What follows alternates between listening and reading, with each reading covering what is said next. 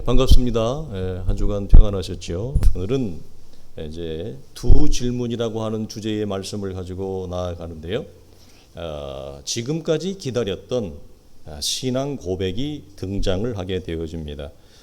신앙 고백은 마태복음에서의 가장 중요한 제자들, 우리 입장에서 정점을 이루게 되어지고, 이 사건을 계기로 해서 주님과 제자들 간의 새로운 관계성이 열어집니다. 그리고 이 사건 이후에 주님은 자신이 이 땅에 오신 이유와 목적도 설명을 하세요. 그러니까 주님이 마태복음 1장에서부터 지금까지 행하신 모든 가르침, 그리고 모든 기적은 무엇을 위함이었어요? 바로 요 순간, 신앙 고백을 위한 이 순간으로 모든 것이 집중되어집니다. 주님은 자연스럽게 두 개의 질문을 제자들에게 던집니다. 첫째는 사람들이 나를 누구라 하느냐. 이 말은 무슨 말이에요? 대중들이 나를 어떻게 바라보는지 대중의 시선을 물어본 거고, 그렇다면 너는 나를 어떻게 보느냐. 제자들의 시선을 물어본 겁니다. 이것은 너와 나는 어떤 사이인가, 관계인가를 우리가 알 수 있죠. 우리는 이 두 가지의 질문을 통해서 우리가 잠깐 두 가지를 점검하고 체크하고 넘어가기를 원하는데, 첫 번째는 뭐냐면 주님은 신앙 고백을 하는 데 있어서 지금까지 주님의 이 길을 보면 어떤 강요나 강압이 전혀 없다는 사실이에요. 굉장히 여러분 답답하잖아요. 얼마나 제자 주님이 때로는 분노 섞인 말도 하셨어요. 그리고 주님이 믿음이 작은 자들아 내가 얼마나 너희를 참아주랴, 이런 한탄 섞인 말도 하셨어요. 그러나 주님은 어떤 강요나 강압을 하지 않습니다. 신앙 고백을 하는 데 있어서 성급한 마음 때문에 우리의 주변에서 아직 신앙 고백에 이르지 아니한 우리의 가족이나 지체들을 향해서 우리가 가져야 될 좋은 삶의 지혜이자 태도이다라고 하는 거. 그래서 주님은 제자들 스스로가 자발적인 고백에 이르도록 오랫동안 참아요. 그래서 사랑은 오래 참으며 모든 것을 견디며 이기느니라. 이게 그래서 사랑이 제일 어려운 거예요. 사실은 누가 사랑이 쉽다고 얘기를 해요? 그 사람은 사랑의 겉모양만 아는 거지 사랑의 속 진짜 정체를 모르는 사람이에요. 자, 두 번째는 주님이 질문을 제자들에게 한다는 것은 뭐냐면 이런 전제가 있어요. 제자들이 고백을 할 수 있는 신앙적 내용에 근접했다라고 하는 거. 연약해요. 한없이 몰라요. 그럼에도 불구하고 제자들이 신앙 고백을 할 수 있는 어느 정도 베이스가 형성이 됐다는 걸 주님은 뭐 하고 있어요? 보고 있어요. 이게 이렇게 설명할 수 있어요. 먼저 예수 믿은 우리, 그리고 먼저 예수 믿어서 이 영적인 교회 안에서 인도자, 가르치는 자, 지도자가 가져야 될 중요한 영적인 안목과 자질이 뭐냐? 밑도 끝도 없이 푸시하는 게 아니라 그 영혼의 상태를 읽어야 돼요. 이건 상당히 중요한 영적인 실력이고 자질이에요. 그러니까 주님이 밑도 끝도 없이 질문하는 게 아니라는 얘기예요. 이 말씀이 어떻게 해요? 여기 이만큼 올라온 거예요. 제자들의 신앙 고백이. 그걸 주님이 뭐 하고 있어요? 읽고 있어요. 그 지점, 그 타임 시기를 정확하게 캐치하죠. 이건 굉장히 여러분 우리에게 주는 영적인 센스입니다. 우리 필요합니다. 이처럼 주님은 제자들의 상태를 파악했다. 이것은 또 다른 의미로 얘기하면 이런 거예요. 제자들을 향한 하나님의 나라의 시간표가 찼다. 찬 거예요. 그 타임이 찬 걸 주님은 봐요. 우리 성도들에게 저는 이걸 원합니다.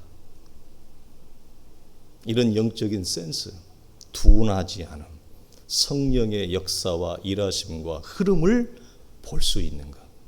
너무 높은 수준이긴 하지만 이 정도 내용에 이르기를 원합니다. 자, 먼저 첫 번째 주님이 대중들의 시선에 대한 답변은 우리가 뭐죠? 뭐 세례 요한, 뭐 엘리야, 에레미야, 뭐 이렇게 나오는데 이것은 한마디로 얘기하면 뭐죠? 선지자로 본다. 예수 그리스도를 한마디로 인간 예수 너는 뭐 우리보다 좀 탁월한 것 같지만 말씀도 잘 전하고 뭐 기적도 행하는 것 같지만 그래도 너는 선지자 중에 하나에 불과한 거야. 이건 오늘날의 관점, 인간 예수로 보는 것은 오늘날에 팽배합니다. 더 예수 그리스도를 하나님의 아들이 아니라 사람으로 여기는 거, 이것은 기독교를 이 시대는 종교화시키는 거예요. 모든 종교는 다 똑같은 얘기를 하는 거야. 뭐 기독교라고 뭐 별반 달라? 불교나 도교나 무슬림이나 다 똑같은 거야. 이렇게 이해하는 시선입니다, 이것이. 그래서 자, 모든 종교는 권선징악이라고 하는, 착하게 살면 복을 받고 못되게 살면 벌을 받는 거지, 이런 아주 단순한 구조를 가지고 있는 것으로 기독교를 여기고, 윤리와 도덕이라고 하는 고상하고 고매한 인간성을 한번 만들어 보자는 거 아니냐. 기독교가, 모든 종교가 그런 거 아니야? 사람이 좀 좋은 사람의 형상을 좀 만들어 보자, 이런 겁니다. 근데 이런 모든 관점을 우리가 한마디로 뭐라고 그랬어요? 이걸 인본주의라 그랬습니다. 인본주의가 어려운 게 아니라 이건 철저히 처음부터 마지막까지, 주님이 뭐라고, 나는 알파와 오메가라, 처음도 말씀이었고 마지막도 말씀이다. 이 말씀은 사람이 만들어내는 말씀이 아니라 하늘로부터 주어지는 계시의, 신적 계시의 말씀. 그래서 예수 그리스도가 하나님의 형상이라고 하는 신적인 기원을 얘기하는데, 대중의 이 시대나 모든 역사를 타고 오는 사람들의 생각은 뭐냐? 그런 게 어딨어. 예수가 무슨 신이야. 인간 나무랭이지. 근데 인간 나무랭이인데 그 중에서 좀 탁월했어. 종교성이 좀 좋았어. 뭘 했는지 모르겠지만, 돌을 깨우쳤는지 뭘 했는지 모르겠지만 물 위도 걸었대. 뭐 기적도 좀 일으켰대. 이런 관점이에요. 이게 인본주의예요. 그래서 인본주의는 철저히 예수 그리스도를 하나님으로 보지 않습니다. 철저히 사람으로 봅니다. 그래서 무엇만 있어요? 내 입장에서, 사람의 입장에서의 이해, 그것만 있어요. 처음도 마지막도 사람만 있어요. 이게 인본주의예요. 하나님은 그 어디에도 개입할 수 있는 조그만한 여지도 여러분 주어지지 않습니다. 그래서 모든 종교라고 하는 것, 모든 신이라고 하는 것은 인간이 세상을 살아가는 게 고해와 같고 어려우니까 현실적인 필요를 의탁하는 거, 의지하는 거 아니냐. 사람이 현실적으로 해결할 수 없는 것들이 얼마나 많더냐. 그 현실적인 필요, 그리고 뿐만 아니라 모든 사람은 무엇에 대한 공포를 가지고 있어요? 죽음에 대한 공포를 가지고 있단 말이에요. 죽음 이후의 세계에 대한 소망과 염원을 담아서 만들어낸 상상력의 결과물이 뭐냐? 인간들이 만들어낸 종교고, 그것이 불교로 나타나고, 그것이 기독교로 나타나고, 그것이 무슬림으로 나타나고, 때로는 무속종교, 미신으로도 나타나는 거 아니냐? 다 그 밥의 그 나물이다. 이게 뭐예요? 이게 인본주의입니다. 그리고 선지자 중에 하나로 예수를 바라보는 오늘날의 프로된 시각이에요. 우리가 누룩을 주의하라는 말씀에서 율법주의, 기복주의, 신비주의, 승리주의, 그리고 기독교 영웅주의, 또 민족주의도 있어요. 요즘은 한국 교회에 보면 설교를 한국 교회 안에 참 괴상한 일이 벌어져 가지고 이념을 가지고 좌우를 나누면서 기독교의 이름으로 포장해서 애국주의, 민족주의가 등장해요. 여러분, 이게 교회 역사에 얼마나 여러분 치명적인 위험성을 가져왔는지 여러분, 교회를 부셔내버려요. 이게 무서운 게 들어왔어요. 이것은 오순절 순복음보다도 더 무서운 거예요. 근데 한국 교회가 타락하고 무너지니까 여기까지 온 거예요, 여러분. 여러분, 굉장히 위험한 사인이에요. 그래서 여러분, 이런 모든 것들은 한마디로 다 이런 것들이 뭐냐? 인본주의예요. 그러니까 이런 요소 하나들은 뭐냐? 인본주의를 이루고 있는 재료에 불과한 거예요. 그럼 이런 것들을 다 총칭하고 있는 대장이 뭐냐? 그게 그 머리가 인본주의예요. 그 하나하나 요소가 뭐라고요? 예수를 기복으로 나타내고, 신비로 나타내고, 율법으로 나타내고, 민족주의로 나타내고, 번영주의로 나타내고, 승리주의로, 이렇게 드러내는 이런 모든 파편들, 그러니까 이런 것들을 하나님의 말씀에 근거하여 말씀의 지각의 연단을 받아 잘 훈련하여 분별할 수 있는 성도, 그게 예수 잘 믿어가는 여러분 기초예요. 기초. 그게 뭐 대단한 것도 아니지만 기초라고 하는 사실입니다. 그래서 이들은 모두 기독교를 말하지만 사실은 하나님은 없는 기독교를 얘기하는 겁니다. 이게. 자, 철저히 사람의 관점과 시선으로 이해된 하나님만이 있어요. 그래서 내가 하나님이라고 하는 신을 만들어내는 거예요. 이게 기독교 역사의 오랫동안 아픔이에요. 하나님이 우리를 지으시고 창조하시고 지금도 나를 만들어 가시는 창조의 주 유일하신 하나님이 아니라 내가 내 생각과 내 입맛대로 하나님이라고 하는 신을 피조물이 조물주를 만들어내는 기독교, 이게 인본주의예요. 그런데 이것이 우리 시대에 너무너무 깊숙이 이 조국의 교회의 강단에 침투해서 들어와 있어요. 사람들은 이것을 분별하지 못합니다. 여기서 사람만 있다, 하나님은 없고, 이걸 솔로몬의 얘기로 얘기하면 뭡니까? 여러분, 하나님이 없고 사람만 있는 기독교가 될 수 없는데 그 끝이 뭘까요? 사람이 여러분 세월이 흘러가면 사람은 거죽만 남습니다. 무슨 말이에요? 헛되고 헛되니 모든 것이 헛되다라고 하는 인생의 공허함, 흙만 남는 게 인본주의예요. 아무것도 없어요.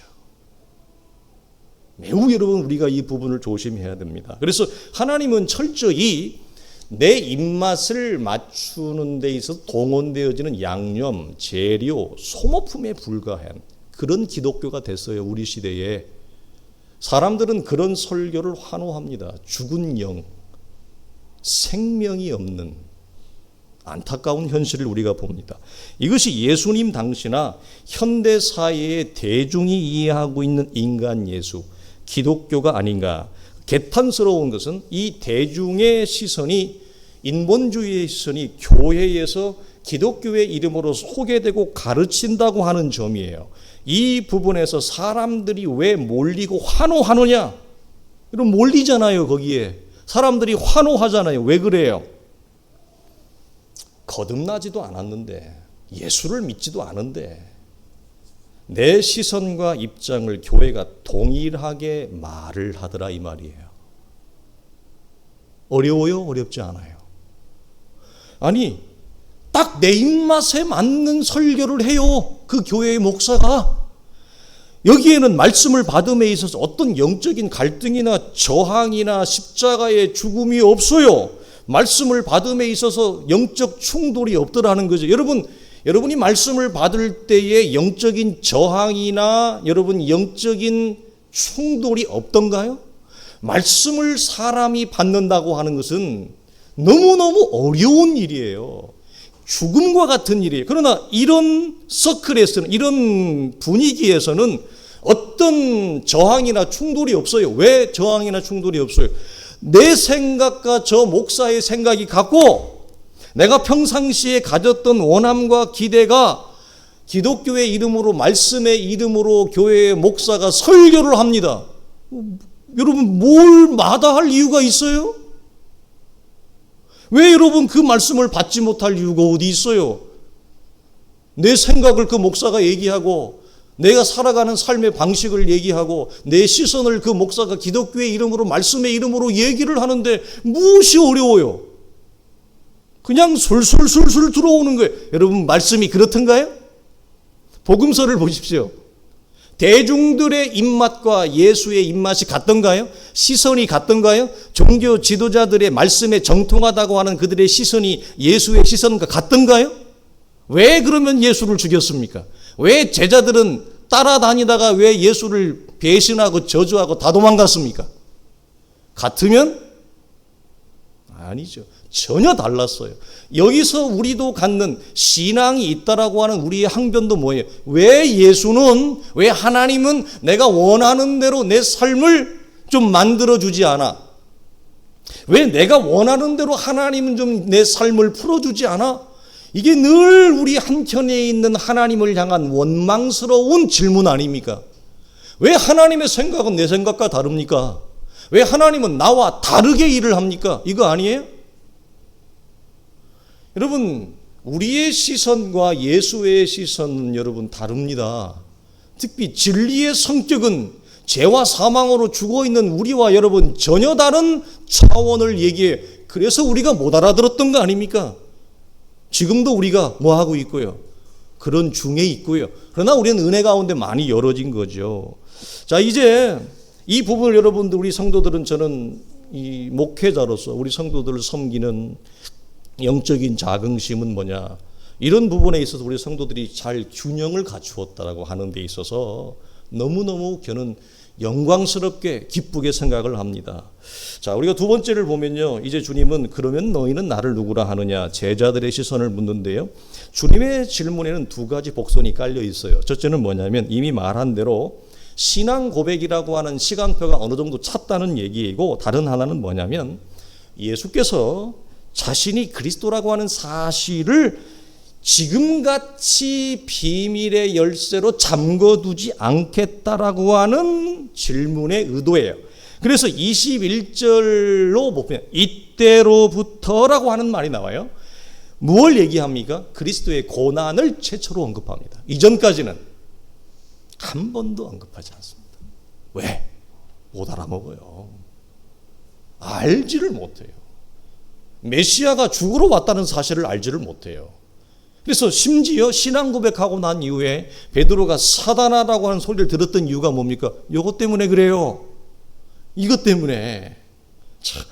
자, 그리스도가 고난받는다는 사실을 신앙 고백을 한 만큼 알지 못한다. 즉 그리스도의 사역의 본질, 요나의 표적과 성취로 오신 그리스도의 죽음을 제대로 알지 못한다고 하는 사실이에요. 자, 이 이유 때문에 주님은 자신이 그리스도라고 하는 사실을 이제는 조금씩 제자들에게 오픈하면서도 아직 누구에게는, 무리들, 군중들에게는 20절을 보게 되어지면 말하지 말라 이렇게 말씀하세요. 군중들에게는 허락하지 않습니다. 왜 그럴까요, 여러분? 군중들은 오해된 시선, 철저히 자기의 기준에 맞는 시선으로 인간 예수로 그리스도를 봅니다. 심지어 신앙 고백을 했던 제자들도 주님이 죽으신다고 그러니까 말렸단 말이에요. 그럴 수 없습니다. 주님 어떻게 주가 죽으십니까? 이렇게 말렸단 말이에요. 그러니 신앙 고백 밖에 있는 군중들은 예수가 그리스도라고 하는 사실을 여러분 납득할 수가 없죠. 받아들일 수가 없죠. 그래서 이것을 여러분 얘기하지 말라고 한 사실이에요. 도리어 이것이 반대로 작용되어지는, 어떻게 지금같이 많은 사람들이 예수를 찾은 이유는 진리의 말씀 때문이 아니라 떡을 먹기 위함이었다. 떡 때문에 너희가 나에게 왔구나. 그래서 그들은 예수 그리스도를 이스라엘의 왕으로 삼으려고 했죠. 그 군중의 모임이 구름대처럼 더 많이 몰려든 겁니다. 자신의 정체를 밝히며 사람들이 기대와 염원과 소망을 간직한 채 왕으로 삼기 위하여 예수께 우리 시대 같으면, 우리 시대 그런 싹군 같은 지도자들이 얼마나 많습니까? 사람들이 몰려오는 것을 환호하고 그 세력을 더 얻어서 힘을 한번, 종교적인 권자의 힘을 한번 휘두르 보려고 하는, 왜 예수 그리스도는 많은 사람들이 자기에게 몰릴 수 있는 그 쉬운 방법을 택하지 않았을까요? 심지어 예수님의 동생들도 뭐라고 얘기했어요? 형, 그렇게 해가지고는 못 떠. 이 시대에는 형이 뜨려면 예루살렘으로 가서 정체를 드러내. 여러분이 굉장히 여러분 잘 생각해 봐야 될 이야기예요. 이게 왜 예수는 여러분 이것을 원하지 않았을까요? 자, 이제 베드로의 고백을 볼까요? 주는 그리스도시요 살아계신 하나님의 아들이라는 멋진 고백을 드디어 제자들의 입을 통해 하게 되어지고, 주님은 이 고백을 듣기를 그렇게 원하셨어요. 그러니까 오늘 우리에게도 하나님은 우리의 입술을 통해서 전혀 강요나 자백을 하기 위한, 받지를 않아요. 이 차원에서 주님은 어떤 폭력도 동원하지 않는다. 그는 매우 인격적이어서 오래 참음과 인내와 자비로 우리의 입술을 통해서 스스로 주가 그리스도시요 살아계신 하나님의 아들이라고 하는 고백을 우리에게 원하셔요. 그리고 이미 고백을 한 우리라면 무엇이 그 하나님의 아들에 대한 영적인 그 알미, 영적인 크기가 우리 안에 과거의 창조로 멈춰 있는 것이 아니라 더 큰 새로운 창조의 관계성으로 그 아들의 형상이 증폭되기를 원하죠. 한 번 아들이 들어왔다고 해서 그 아들이 멈추는 것이 아니라 그랬습니다. 그러나 여러분, 우리가 주목할 것은 예수 자신은 이 호칭을 전혀 사용하지 않았다는 사실이에요. 복음서를 보면 그 어디에도 예수는 자기 자신에 대하여 한 번도 그리스도라고 하는 호칭을 사용하지 않습니다. 마태는 이 사실을 결과적으로 알기 때문에 마태복음 1장 1절을 시작하면서 아브라함과 다윗의 자손 예수 그리스도의 세계라. 원래는 아브라함과 다윗이 먼저 나오는 게 아니라 그리스도가 먼저 나와요. 머리가. 그리고 아브라함과 다윗의 자손이 나온단 말이에요. 여기서 그리스도가 하는 말을 이 마태복음 1장 1절에서 선포를 해요. 그러나 세례 요한을 제외하고는 복음서에서 이 호칭을 사용하지 않습니다. 그럼 누가 사용해요? 예수의 적대자들, 귀신들이 사용합니다. 본인은 사용하지 않아요. 자, 우리 좀 참고를 보면 마태복음 2장 4절에 보면 헤롯이 처음에 예수가 태어날 때 이렇게 태어나지도 않은 이렇게 묻습니다. 모든 대제사장과 백성이 서기관들을 모아 그리스도가 어디서 나겠느냐. 마태복음 26장에 대제사장이 이르러 뒷부분입니다. 네가 하나님의 아들 그리스도인지 우리에게 말하라. 그러니까 주님이 여러분 이게 뉘앙스가 여러분 천재예요, 천재. 네가 얘기했잖아. 기가 막힌 거예요. 마태복음 28장에 보면 귀신들이 소리질러 이르되 하나님의 아들이여. 여러분 이 호칭은 주님은 절대 얘기하지 않습니다. 그럼 이게 여러분 굉장히 의미가 깊어요. 왜 여러분 우리 같으면 입이 싸서 나 같으면 입이 싸서 근질근질해서 어떻게 견뎌요? 근데 주님은 끝까지 함고 왔어요. 그리고 무엇을 계속 하세요? 말씀을 가르쳐요. 무엇을 하세요? 기적을 계속 베푸세요. 그래서 말씀을 듣고 기적을 경험하는 당신의 자녀들을 통해서 스스로 예수가 누구인지에 대한 신앙 고백에 이르는 이 사역을 하죠. 얼마나 인격적이에요.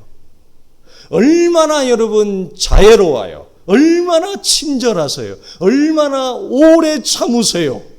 우리 같으면 멱살을 잡고 흔들어댈 거예요. 아마 내가 너한테 쏟아붓은 게 얼만데 도대체 몇 번을 가르쳐야 되느냐. 얼마나 더 많은 기적을 내가 행해야 돼. 그래야 나를 알겠어. 내 마음을 알겠어. 우리는 막 여러분 흔들어댈 겁니다. 주님은 그 모든 것들을 여러분 인내하시고 무엇을 바라봐요? 인생의 영혼의 그 연약함, 인생의 아픔을 바라보면서 여러분 기다리시는 거예요. 이게 하나님의 사랑이에요. 여러분 먼저 호칭을 좀 설명하면 하나님의 아들이라고 하는 것은 하나님의 입장에서 하나님을 가장 대변하는 말이에요. 이건 여러 성경에서 나오지만 히브리서 1장을 보면 가장 잘 설명을 하는데 만물의 창조자죠. 하나님의 영광의 본체요 형상이에요. 그래서 우리는 그리스도가 아니면 하나님이 누군지를 전혀 몰라요. 그래서 하나님의 아들 그리스도에 대한 가장 성경적인 설명, 그리고 하나님의 입장에서 자기 자신을 계시하고 설명할 때 쓰는 가장 순전한 표현이 뭐냐? 하나님의 아들이에요. 그럼 메시아는 뭐예요? 하나님의 아들이 이 땅에 사람의 몸을 입고 오셨는데 이스라엘에 왔어요. 이스라엘의 민족적인 문화적인 관점에서는 하나님의 아들을 뭐라고 불러요? 그 이름이 그게 메시아예요. 그럼 그리스도는 뭐예요? 이스라엘 밖에, 유대 밖에, 이방 세계, 헬라 세계의 관점과 문화에서는 예수 그리스도를 뭐라고 불러요? 그리스도로 불러요. 그러면 왜 마태는 유대인인데 그리스도라고 표현했어요? 왜? 헬라어로 기록되어 있기 때문에 신약 성경이. 자, 그래서 그럼 다윗의 자손은 뭐냐? 메시아에 대한 또 다른 별칭, 또 다른 별명 같은 거예요. 이 메시아나 다윗의 자손은 철저히 이스라엘의 민족과 문화의 관점에서 부르는 거예요. 우리는 잘 안 부르잖아요, 그렇게.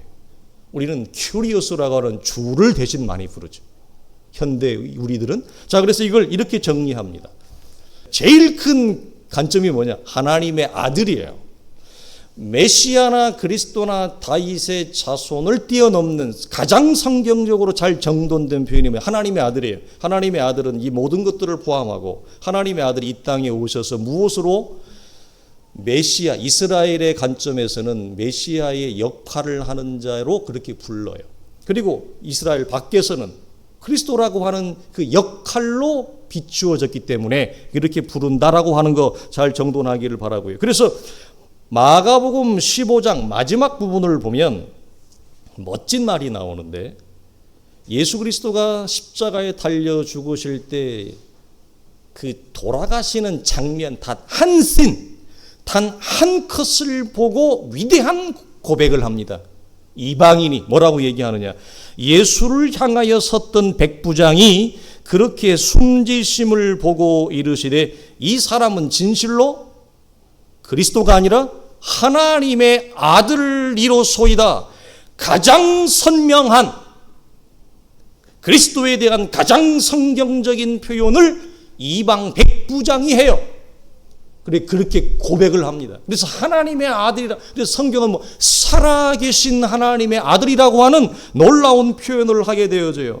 주의 교회에 아직 그리스도라고 하는 그분에 대하여 살아계신 하나님의 아들이라고 하는 고백에 이르지 아니한 우리의 믿음의 지체들이 있습니다.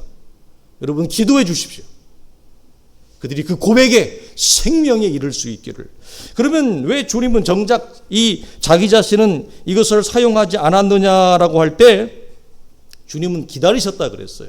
우리가 자발적으로 이 고백에 이를 수 있도록. 그런데 여러분 이 하나님의 아들이라고 하는 고백은 처음이에요, 처음이 아니에요? 처음이 아닙니다. 어디에서 한번 나오죠?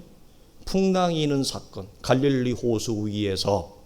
마태복음 14장 33절을 보면 베드로가 이미 살짝 고백을 해요. 이미 고백을 한 거예요. 16장 고백의 전조를, 예고편을 미리 여기에서 말을 한 거예요. 자, 그때도 얘기했고 지금도 얘기했는데 사단아 물러가라 그랬어요. 무슨 말일까요?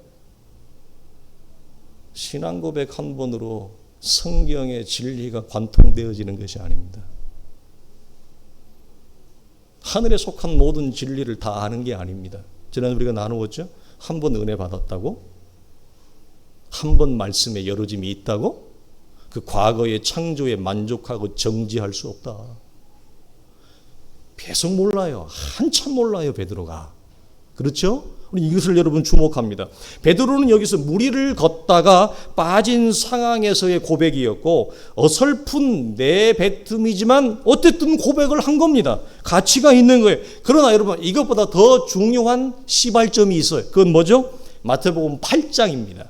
마태복음 8장에 가면 그때도 동일한 장면이 나와요. 갈릴리 호수를 걷는 중에 큰 노을, 파도가 일어나고 제자들은 죽음에 대한 공포와 두려움을 느꼈을 정도로 파도가 컸습니다. 그때 주님은 주무시고 계셨어요. 흔들어 깼죠. 주님이 주무셨어요. 너무 피곤해서. 그런데 주님이 일어나시더니 그때 뭐라고 하셨냐? 믿음이 작은 자들아 하면서 말씀 한마디로 죽을 것 같이 금방 자기를 삼켰던 바람과 파도를 잔잔케 하는 충격적인 일을 그들이 목도하게 됩니다. 여러분 사람은 언제 충격적이에요? 인생에 더 이상 물러날 곳이 없는 죽음의 선, 그 죽음의 절벽, 공포, 두려움의 절벽, 여기서 떨어진 모든 것이 끝이에요. 내일이 있지 않아요. 마지막이라고 하는 그 선에 이르게 되어지면 사람은 여러분 모든 것이 열려요, 사실은. 그 죽음과 두려움의 공포, 마지막 절망의 선에서 온 세포가 다 열려 있는데 주님이 말씀 한마디로 바람과 파도를 잔잔케 하는 충격적인 사실을 봐요. 이때 그들이 뭐라고 고백을 하느냐? 이렇게 얘기해요. 과연 어떤 사람이기에 바람과 파도가 말을 듣는가? 도대체 이 사람은 정체가 뭔가? 과연 뭐하는 사람이기에 죽음이 말 한마디에 물러가는가? 죽음이 말 한마디에 굴복하는가? 엄청난 충격을 받는 거예요. 여러분, 우리가 왜 이 사실을 나누냐? 이 충격적인 사건이 제자들의 잠자는 영혼, 둔한 영혼, 아둥한 그 죽은 것 같은 영적 감각에 한 줄기 빛을 던져줍니다. 도대체 이 예수는 누구인가? 그 한 줄기 빛이 무엇으로 연결되어져요? 마태복음 14장에 동일한 상황, 동일한 환경이 처해졌어요. 베드로가 이번에는 달랐어요. 뭐라고? 주여, 만일 주시거든 명하여 나를 이 호수 위를 걸어오게 명하소서. 이 담력이 어디서 나왔다고요? 히브리서의 말씀처럼 하나님을 만난 자가, 하나님을 만난 자는 이 담력이 나와요. 왜 우리가 영적인 담력이 없느냐? 왜 영적인 현실 앞에 우리가 무너지느냐? 이 충격적인 만남이 없어요. 예수 그리스도에 대한, 도대체 과연 이 사람이 어떤 사람인지, 내가 믿고 따라가는, 내가 신뢰하는 그분이 어떤 분인지에 대한 충격적인 질문, 충격적인 열어짐, 충격적인 빛이 없어요. 그러면 동일한 상황과 사건 가운데 베드로는 여러분 이전과 동일해야 되는데, 베드로가 조금이지만 희미하지만 영적으로 자라있어요. 그 자라있다는 증거가 뭐라고요? 나를 명하여 물 위를 걸어오라 명하소서. 이 배짱이 어디서 나왔다고요? 물론 빠졌죠. 우리도 빠져요. 우리도 얼마든지 빠졌죠. 그게 어디서 나왔다고요? 예수 그리스도에 대한 충격적인 그 한 줄기의 빛이 만들어낸 신앙이에요. 여러분 놀라워요. 이 사실을 여러분 놓치지 말아야 돼요. 그래서 여러분 마태복음 14장의 결론이 뭐냐? 그래서 배에 있는 사람들이 예수께 절하며 이르되 진실로 하나님의 아들이로소이다. 아멘 아닙니까? 이 고백이 나와야 돼요. 진실로 하나님의 아들이라고 하는 이 고백이 이들 속에 여러분 나오는 것입니다. 우리는 여기서 우리의 삶을 다루시는 하나님의 일하심을 봅니다. 여러분 무엇이 보였어요? 자, 갈릴리 호수라고 하는 반복적인 동일한 상황, 동일한 사건. 우리가 몇 주 전에 나누었어요. 오병이어라고 하는 사건과 칠병이어라고 하는 사건의 동일한 상황, 동일한 사건 또 나왔어요. 자, 왜 복음서에서 여러분 동일한 상황과 동일한 사건이 같이 연속적으로 시간차를 두면서 왜 일어난다고 그랬어요? 오병이어에서의 영적인 배움이 칠병이어에서 활용되어지느냐? 기독교의 신앙은 듣고 가는 게 아니에요. 특히 우리 교회 성도들쯤 되어지면 내 현실에 오병이어에서 배운 하나님의 말씀의 실력, 영적인 실력이 칠병이어라고 하는 내 삶의 현실과 현장 속에 내가 꺼낼 수 있느냐?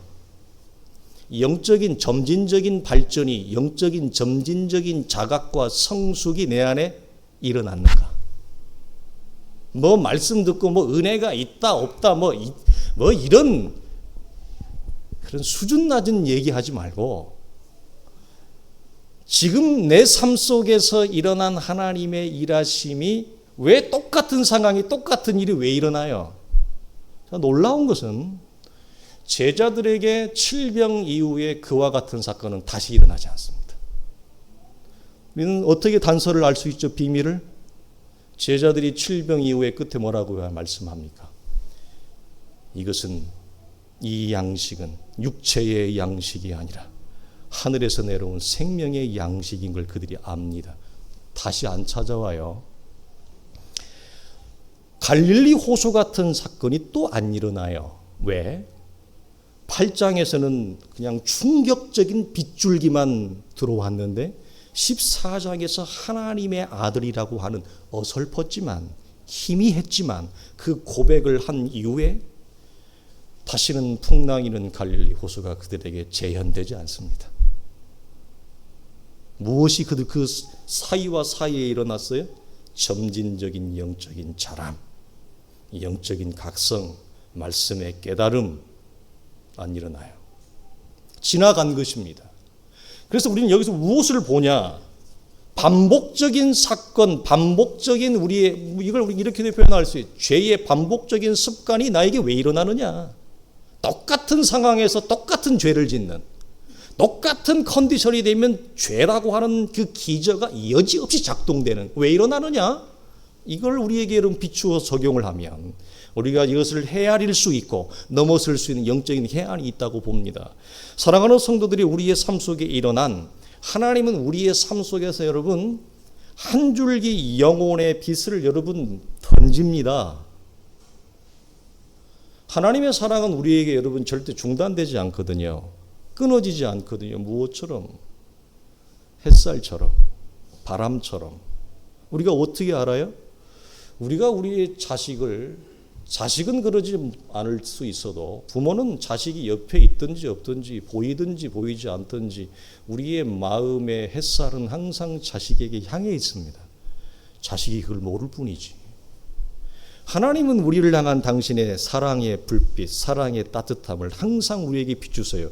우리가 모르고 살 뿐이지. 그래서 우리의 인생의 모든 사건마다 아픔과 충격과 좌절마다 때로는 그것이 기쁨이고 행복일 때마다 하나님 우리에게 무엇을 여러분 비춘다고요? 영혼의 한 줄기 빛을 던져주세요. 근데 우리는 그것을 쉽게 지나치고 맙니다. 어떤 이유 때문에. 그 놓치고 말죠. 그러면 내 삶에 풀어지지 아니하는, 아직 넘어서지 못하는 동일한 재료, 환경적 재료, 조건적 재료는 여전히 나에게 또 일어납니다. 왜? 하나님이 빛을 주었지나 내가 받지 않고 지나쳤기 때문에 또 일어날 수밖에 없죠.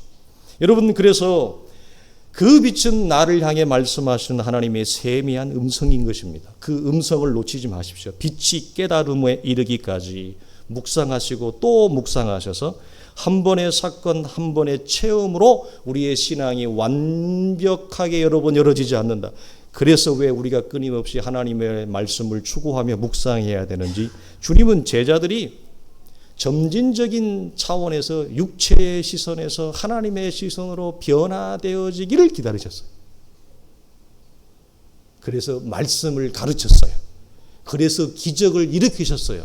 무엇은 하지 않고 자신의 정체는 쉽게 말하지 않고 도리어 말씀하지 말라고 당부하시면서, 사랑하는 성도들의 우리의 삶 속에서 이 하나님의 아들이라는 고백이 커져갈 수 있기를 주의 이름으로 간절히 축원합니다.